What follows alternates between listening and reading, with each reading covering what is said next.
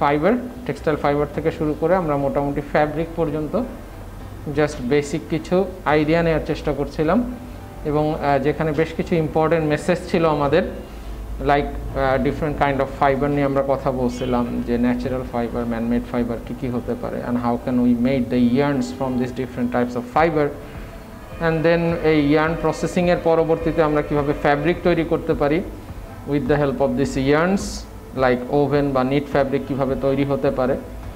দেন পরবর্তীতে আমরা এই ওভেন ফ্যাব্রিক বা নিট ফ্যাব্রিকেরও কিছু ফ্লো চার্ট বা ইয়ার্নের আরেকটা ইম্পর্টেন্ট মেসেজ ছিল আমাদের ইয়ার্ন কাউন্টিং সিস্টেম বা ইয়ার্ন নাম্বারিং সিস্টেম যেটা আমরা বলি, that is also very important. তো ওভারঅল এটা নিয়ে আমরা রাফলি কিছুটা আলোচনা করার চেষ্টা করছি। তো আজকে আমরা চেষ্টা করব বেসিক যে নলেজগুলো আমাদের বেসিক্যালি মার্চেন্ডাইজিংয়ের জন্য দরকার সেগুলোকে কাস্টমাইজ করে নিয়ে আসার। এনিওয়ে আজকে আমাদের বেশ কিছু স্লাইড আছে, আমি একটু কুইক হয়তো আগাবো। তো আমাদের আজকে মূল টার্গেট হচ্ছে আমরা দেখব আজকে কালারেশন বা ডাইং, দেখব হচ্ছে finishing. Finishing is a huge term again. আমরা ফিনিশিংটা বেসিক্যালি দেখব হচ্ছে ফ্যাব্রিক স্টেজের ফিনিশিং। দেন আমরা পরবর্তীতে দেখার চেষ্টা করব বিভিন্ন ধরনের টেস্টিং প্রসিডিউর, যে কিভাবে বিভিন্ন ধরনের টেস্ট করা যায়, টেস্টিং রিলেটেড যে কমন টার্মসগুলো আছে সেগুলো কী হতে পারে। তো ওভারঅল এই তিনটা বেসিক কনটেক্সট আমরা আজকে কভার করার চেষ্টা করব। Number 1 colouration, number 2 finishing, number 3 testing. ফার্স্টে আমরা যদি কালারেশনের কথা বলি, কালারেশন এটাকে যদি আর একটা প্যারালাল টার্ম আমরা ইউজ করি, ডাইং। এবং আমি গতদিন ক্লাসে বলছিলাম যে this colouration R dyeing process can be applied on different stages in the textile materials. Like এটা আমি তার বিভিন্ন স্টেজে অ্যাপ্লাই করতে পারি। যেমন কী কী হতে পারে, ইয়ার্ন হতে পারে, ইয়ার্নের স্টেজে কালার করলাম। আমরা বিভিন্ন কালারের সুতা তো দেখি অনেক সময়, তাই না? ওটা ইয়ার্ন স্টেজে কালার করা হয়েছে। ফ্যাব্রিক স্টেজে কালার করলাম, একটা কাপড় তৈরি হওয়ার পরে সেটাকে কালার করলাম। ইভেন তো একটা কমপ্লিট গার্মেন্টস তৈরি হওয়ার পরেও সেটা কালার করা যেতে পারে, garments dyeing. Fibre, cotton fibre আছে, এটাকে কালার করলাম, ফাইবার ডাইং। তাহলে আমাদের যে বেসিক 4টা stage, fiber, yarn, fabric, garments আর অ্যাপারেল, 4টা স্টেজেই কালারেশন মেথডটা অ্যাপ্লাই করা সম্ভব। এর মধ্যে মোস্ট পপুলার বা মোস্ট ইকোনমিক্যাল যেটা, দ্যাট ইজ ফ্যাব্রিক ডাইং। কাপড় তৈরি করার পরে আমরা যদি কালার করি, this is the most effective and economical stage. এছাড়াও আমরা এখন আমার ইফেক্টিভ বা ইকোনমিক্যাল হলে তো চলবে না, এদের কিছু লিমিটেশন আছে। আমি একটা স্ট্রাইপ ফ্যাব্রিক তৈরি করতে চাচ্ছি, I have to go for this yarn dyeing, second কোনো অপশন নাই। তো সেই ক্ষেত্রে আমার এই যে বিভিন্ন স্টেজের যে ডাইংগুলোর কথা আমরা বলছি, এগুলো আসলে আমি চাইলেও সব স্টেজে ফ্যাব্রিক ডাইং যে করবো এটা সম্ভব হয় না, কারণ ফ্যাব্রিক ডাইং দিয়ে আমি স্ট্রাইপ চেক ইফেক্ট আনতে পারবো না, পসিবল না। আমাকে ইয়ার্ন ডাইংয়ে যেতেই হবে। আমি মিলাঞ্জ ইফেক্ট আনতে চাই, আমাকে ফাইবার ডাইংয়ে যেতে হবে। আমি গার্মেন্টসের একটা অ্যাস্থেটিক লুক আনতে চাচ্ছি, আমাকে গার্মেন্টস ডাইংয়ে যেতে হবে। যেই ডাইংটা হয়তো আমি ফ্যাব্রিক ডাইং করলে সম্ভব হবে না, গার্মেন্টসের ওই লুকটা আসবে না, অ্যাস্থেটিক লুকটা আসবে না। বাট যেটা বলছিলাম, এর মধ্যে থেকে সবচাইতে ইকোনমিক্যালটা বা ইফেক্টিভ ওয়েটা হচ্ছে ফ্যাব্রিক ডাইং। এছাড়াও আমরা যে কোনো স্টেজে ডাইং প্রসেসটা অ্যাপ্লাই করতে পারি। বাংলাদেশে সবচাইতে বেশি ফ্যাব্রিক ডাইংটাই দেখবেন, এবং ইয়ার্ন ডাইংও প্রচুর ইন্ডাস্ট্রি আছে বাংলাদেশে। এছাড়া গার্মেন্টস ডাইং কনসেপ্টটা ভেরি নিউ। যদি আমরা বলি this is a very new concept, garments dyeing, যেটা হয়তো লাস্ট 20 ইয়ার্স আগেও ছিল না। তো গার্মেন্টস ডাইংও এখন অনেক ফ্যাক্টরি করছে। আর ফাইবার ডাইং খুবই কম আছে in our country, fibre dyeing খুবই কম। ম্যাক্সিমামই আমরা এই ফাইবার ডাইং অবস্থায় ইম্পোর্ট করে থাকি বেশিরভাগ ক্ষেত্রে। এনিওয়ে, তাহলে আমরা যদি আরেকটু সামনের দিকে আগাই, আচ্ছা এখানে যেই টার্মটা ছিল একটু খেয়াল করেন, কি বলা হচ্ছে, pre treatment. Very important term, pre treatment. আমরা কোন সেকশনে আছি এখন, কালারেশন বা dyeing. What is pre treatment? মানে জাস্ট আমাকে এই টার্মটা, আপনি টেক্সটাইল সেক্টর ভুলে যান, প্রি ট্রিটমেন্ট দ্বারা কি বোঝা যায়? প্রি মানে প্রিভিয়াস, পূর্বে, আর ট্রিটমেন্ট বুঝতেই পারতেছি এখানে একটা প্রসেস আমি অ্যাপ্লাই করব, রাইট? তাহলে আমরা ট্রিটমেন্ট করার পূর্বে বা আগে আমাকে কিছু কাজ করে নিতে হবে। কোন ট্রিটমেন্ট? আমাদের এখানে কাজ ডাইং করা, কালারেশন করা। This is our treatment, right? আমরা তো হসপিটালে কারো যাওয়া লাগলে কোনো ট্রিটমেন্ট নিতে যাই, কোনো প্রবলেম হয়েছে সেটা তখন ওটাই হচ্ছে আমার মানে কি বলবো, ওটাই আমার তখন জব ছিল এবং সেটার ট্রিটমেন্ট নিচ্ছি আমরা। তাহলে এখানে আমাদের ট্রিটমেন্ট প্রসিডিউরটা হচ্ছে কালারেশন করা, and before that we have to have some pre treatment process. এমন কিছু প্রসেস আছে, আমরা গতদিন ইয়ার্ন এর একটা ফ্লো চার্ট দেখাইছিলাম ফ্যাব্রিক ম্যানুফ্যাকচারিংয়ের আগে। ইয়ার্ন ফ্রম স্পিনিং সেকশন, ইয়ার্নটাকে দুইটা ভাগে ভাগ করছি ওভেন ফ্যাব্রিকের ক্ষেত্রে, warp yarn preparation, weft yarn preparation, winding, warping, sizing, winding, then weaving process. ওগুলো কি ছিল? ওভেন ফ্যাব্রিকের বিফোর আমি একটা উইভিং মেশিনে যাওয়ার আগে আমার কিছু প্রিপারেশন করতে হয়েছে, রাইট? ডাইং করার আগেও কিছু প্রিপারেশন করতে হবে। তাহলে ডাইং করার পূর্বে কিছু প্রিপারেশন প্রসেস আছে যেগুলোকে আমরা বলে থাকি প্রি ট্রিটমেন্ট প্রসেস। এখন এই প্রি ট্রিটমেন্টটা আমি কোন স্টেজে অ্যাপ্লাই করব? আমরা অলরেডি ওই যে ওভেন ফ্যাব্রিকের আমি জাস্ট এখান থেকে রিকল করলাম গত দিনের ক্লাসের। তার মানে আমি কি ওভেন ফ্যাব্রিকের যে রিকলটা আমি করলাম যে আমার ওখানে কিছু প্রিপারেশন প্রসেস ছিল, সেটা গ্রে স্টেজে অ্যাপ্লাই করছিলাম, তাই না? সেটা গ্রে স্টেজে অ্যাপ্লাই করছি। কাপড় তো স্টিল আমি কালার করি নাই, বাট কাপড় হওয়ার আগে ইয়ার্নটাকে আমি কি করলাম, একটা প্যাকেজ থেকে আরেকটা প্যাকেজে নিলাম, যেন আমার যেই ধরনের প্যাকেজে দরকার সেই ধরনের প্যাকেজে ট্রান্সফার করে নিচ্ছি। আমি আদারওয়াইজ ওই মেশিনটা চালাতে পারবো না, রাইট? ওই মেশিনটাকে স্যুট করানোর জন্য আমরা বিভিন্ন প্যাকেজে ট্রান্সফার করে নিচ্ছি বিভিন্ন প্রসেসের মাধ্যমে। গ্রে স্টেজে প্রিপারেশন করা হচ্ছে।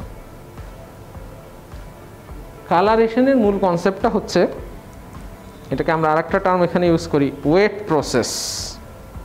ওয়েট প্রসেস, ওয়েট শব্দটা কি? We have to apply some water, ভিজা, রাইট? ওয়েটের বাংলা যদি বলি, তাহলে এখানে আমি এমন কিছু ট্রিটমেন্ট করব যেই ট্রিটমেন্টের জন্য ওয়াটার অবশ্যই লাগছে আমার। ওয়েট প্রসেস, ডাইং, ওয়াটার লাগবে মাস্ট। ফিনিশিং, বিভিন্ন ক্ষেত্রে ওয়াটার লাগবে। প্রিন্টিং, বিভিন্ন ক্ষেত্রে ওয়াটার লাগবে। তাহলে আমরা বলছি যে এই যে প্রি ট্রিটমেন্ট, এই প্রি ট্রিটমেন্টটা আমরা দেখেন in grace manufacturing, in weight processing. তার মানে গ্রে স্টেজে আমি চাইলে এটা অ্যাপ্লাই করতে পারি, অথবা ওয়েট স্টেজেও এটাকে অ্যাপ্লাই করতে পারি with the help of this application of water. Okay, তাহলে গ্রে স্টেজের কথা যদি বলি আমরা, ওই যে উইভিংয়ের প্রিপারেশনের কথা বলছিলাম, winding, warping, sizing, this all should be included under this, right? And what about weight processing? Coloration, finishing, printing, this all. এবং সত্যিকার অর্থে আমরা যদি বলি এই অংশটার গুরুত্ব সবচাইতে বেশি।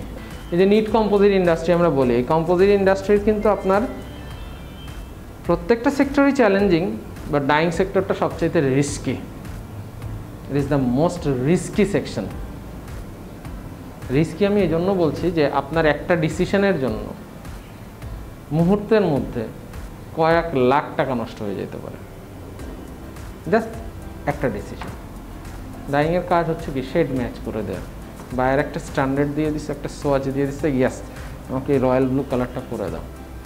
এখন আমি 2 টনের একটা মেশিনে কাপড় উঠেছি, 2 ton, can you imagine? 2000 KG knit ফ্যাব্রিকের কথা যদি বলি, তো এই 2000 কেজি একসাথে আমি কালার করতেছি, তো শেড যদি একটু এদিক ওদিক হয়ে যায় 2000 কেজি তো শেষ। তাহলে 2000 কেজির ইয়ার্নের প্রাইস, ওটারে যে নিট করছি সেটার প্রাইস, কালারের জন্য যে ডাইস দিলাম, কেমিক্যাল দিলাম, এগুলোর প্রাইস, আর ইউটিলিটি সব তো আছেই, সব শেষ। So that's it is the most risky section. Dyeing সেকশনটাকে এই জন্য সবচাইতে রিস্কি সেকশন বলা হয়।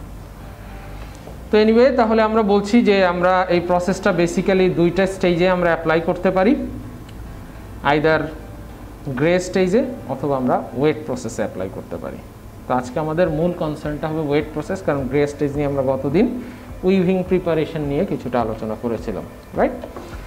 আমাদের এই যে প্রিপারেশন অফ টেক্সটাইলস, আমরা দেখেন প্রিপারেশনের মধ্যে বলা হচ্ছে, আমরা যদি এটা একটু খেয়াল করি, দেখেন বলা হচ্ছে preparation is a series of operation, it's not a single job, it's not a single task, it's a multiple job, multiple process, it's a series of operations that prepare the grey either yarn or fabric for subsequent treatments like dyeing, printing. The main operations are, what are the main operations? Singeing, very important. Desizing, also very important. Desizing কি কেউ বলতে পারবেন? আমি গতদিন বলছি sizing এর আলোচনা যখন হয়েছিল। হোয়াট ইজ সাইজিং কেউ বলতে পারবেন? সাইজিংটা হচ্ছে আমরা কিছু সাইজ সলিউশন বা কেমিক্যাল অ্যাপ্লাই করছিলাম ইয়ার্নের স্ট্রেংথ যেন বাড়ে। ডিসাইজিংটা হচ্ছে, খেয়াল রাখবেন, এটা সাইজিং এর অপোজিট টার্ম, সাইজিং এর অপোজিট টার্ম, অ্যান্টোনিম বলতে পারি। মানে সাইজিং এর জাস্ট উল্টা কাজ করব ডিসাইজিং এ। এখানে সাইজ কেমিক্যাল অ্যাপ্লাই করছে, এখানে সাইজ কেমিক্যাল রিমুভ করব। স্কাউরিং, very important, bleaching and also moisturization or moisturizing.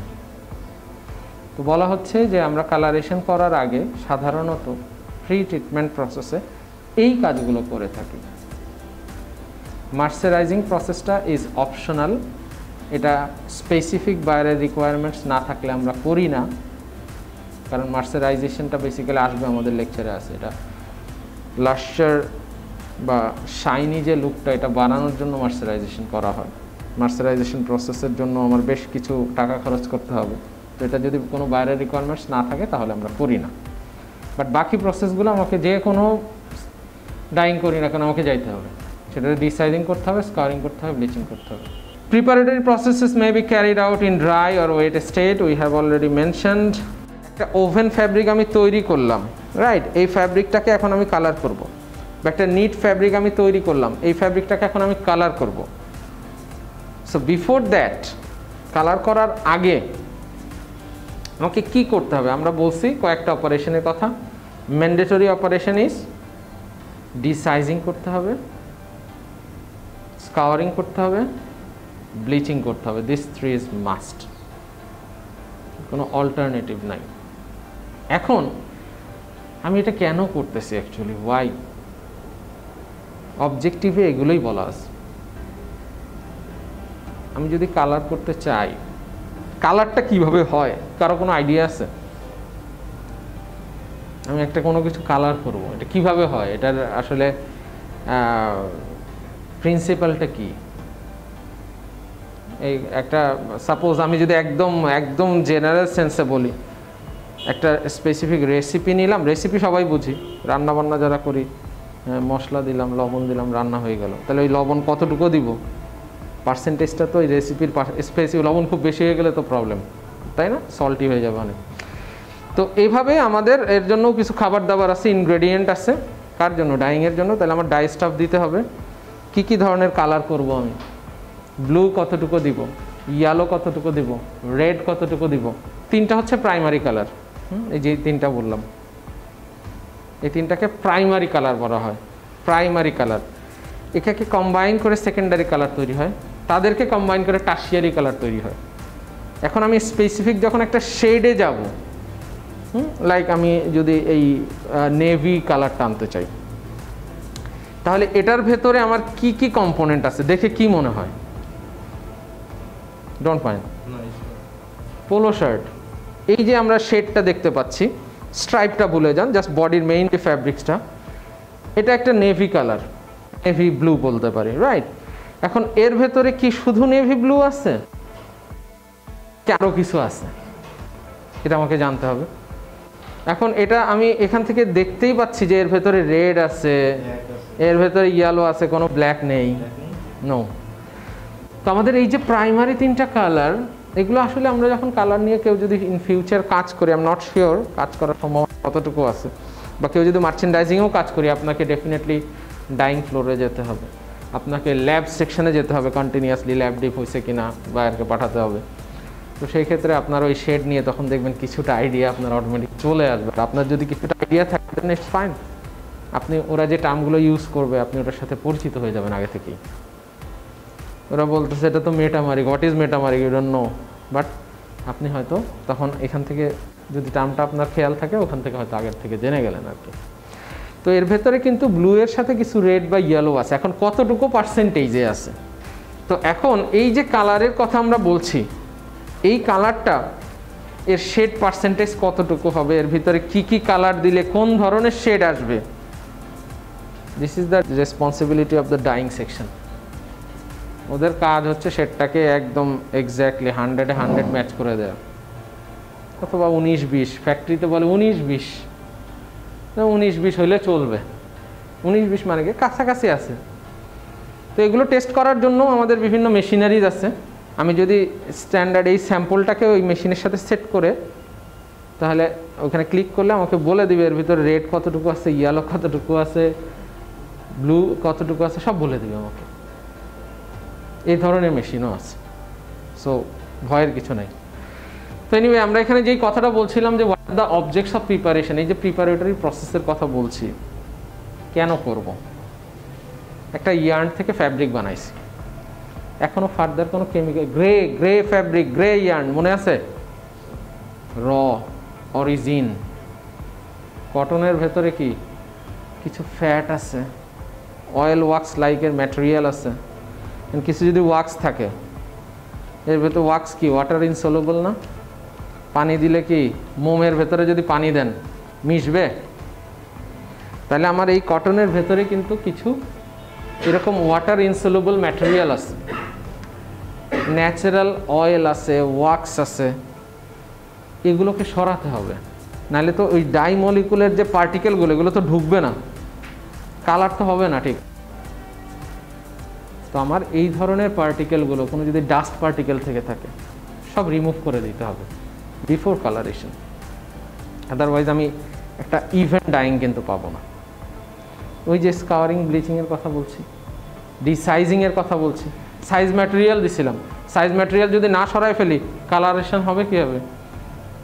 তাহলে এই প্রসেসগুলো দ্বারা ওকে আমরা রেডি করতেছি যেন সে এখন এই ডাই মলিকুলগুলো টেক করার জন্য বা পিক আপ করার জন্য রেডি হয়। তাহলে এই প্রিপারেশন প্রসেসের মাধ্যমে আমরা ওই ফ্যাব্রিকের স্যাম্পল হোক, ইয়ার্নের স্যাম্পল হোক, যেটা গ্রে স্টেজে ছিল, এই গ্রে স্টেজের ভেতরে তার মধ্যে যেটা বললাম ন্যাচারাল অয়েল ওয়াক্স থাকতে পারে, কোনো ডাস্ট পার্টিকেল থাকতে পারে, এগুলোকে আমরা সব রিমুভ বা রিডিউস করার চেষ্টা করব। দেন এটা ডাইংয়ের জন্য, কালারেশনের জন্য রেডি হবে। Got it? তাহলে প্রিপারেশনের মূল অবজেক্টিভই হচ্ছে আমাদের এটা। সিনজিংয়ের একটা ভিউ দেয়া আছে, দেখেন তো এই ভিউ থেকে আপনি সিনজিং সম্পর্কে কোনো আইডিয়া পাচ্ছেন কি না? ফার্স্টে আমি যদি বলি, দুইটা ফ্যাব্রিকের স্ট্রাকচার আমরা দেখতে পাচ্ছি, ফ্যাব্রিকের স্যাম্পল। এখন এই স্যাম্পল দুইটা থেকে আমি যদি লেফট সাইডটায় দেখি, কিছু দেখা যাচ্ছে এরকম আঁশ বের হয়ে আছে, তাই না? আর এটা কি দেখা যাচ্ছে? অনেক স্মুথ, এই ধরনের কোনো আঁশ জাতীয় কিছু নাই। তাহলে কোনটা ব্রাইট হবে কি মনে হয়? শাইনি লুক হবে কোনটা? ডেফিনেটলি পরবর্তীটা। ওটার ভেতরে তো এখনও অনেক ফাইবার এরকম আঁশ টাইপের কিছু রয়ে গেছে, ওটা ডালনেস থাকবে, ওটা খুব বেশি শাইনি লুক আসবে না। বাট আমি যদি এই সিনজিংটা করি, সিনজিং করলে আমি এই প্রট্রুডিং ফাইবার, এগুলোকে হেয়ারি ফাইবার বা প্রট্রুডিং ফাইবার বলা হয়, এই ফাইবারগুলোকে যদি আমি রিমুভ করে দিতে পারি, তাহলে এটার এরকম একটা শাইনি আমি লুক পাবো। আর একটা আমি যদি স্যাম্পল যদি খুব সুন্দর শাইনি হয়, লাস্টারাস অ্যাপিয়ারেন্স হয়, ডেফিনেটলি তার অ্যাস্থেটিক লুকটা ভালো হবে। আর ভালো হলে তো আমাদের কোয়ালিটি ইমপ্রুভ হবে 100%। সিনজিং প্রসেসের মাধ্যমে আমরা যেই কাজটা করি সেটা হচ্ছে এই ধরনের হেয়ারি ফাইবার বা প্রট্রুডিং ফাইবার যেগুলো আছে এগুলোকে রিমুভ করে দেই। এই সিনজিং আবার অনেক ধরনের আছে, জাস্ট একটা কমন এক্সাম্পল বলি হচ্ছে গ্যাস সিনজিং বা ফায়ার সিনজিং বলি আমরা। ফাইবারে আঁশ বের হয়ে গেছে, আগুনের সাথে এটাকে এমনভাবে নিয়ে যাব যেন ওই ছোটো ছোটো আঁশগুলো পুড়ে একদম সারফেসের ভেতরে চলে যায়। তাহলে এই যে সারফেসের বাইরে, এটা তো ফ্যাব্রিকের সারফেসের বাইরে যে ফাইবারগুলো ছিল এগুলো আর দেখা যাচ্ছে না। গ্যাস সিনজিং বা ফায়ার সিনজিং বলি, খুব কমন প্রসেস। তাহলে আমরা কি করলাম? With the help of this fire, এই ইগনাইশন মাধ্যমে আমরা তার এই সারফেসের যে অ্যাডিশনাল যে ফাইবারগুলো বাইরে বের হয়েছিল, হেয়ারি ফাইবার বা প্রোট্রুডিং ফাইবার, এগুলোকে রিমুভ করে দিলাম। ওকে, সিনজিংটাও আমরা সাধারণত এটা ইয়ার্নের কোয়ালিটি, ফ্যাব্রিকের কোয়ালিটি সব কিছু চেক করে, বাইরের রিকোয়ারমেন্টস চেক করে সিনজিংটা অ্যাপ্লাই করা হয়। সিনজিং সাধারণত আমরা সিনজিং প্রসেসটা ওভেন ফ্যাব্রিকে বেশি করি, খেয়াল রাখবো, ওভেন ফ্যাব্রিকে বেশি করি। হ্যাঁ, আর নিট ফ্যাব্রিকে সাধারণত আমরা সিনজিং কম করি। তাহলে নিট ফ্যাব্রিকের কি আমার শাইনি লুক দরকার নাই? 100% দরকার আছে।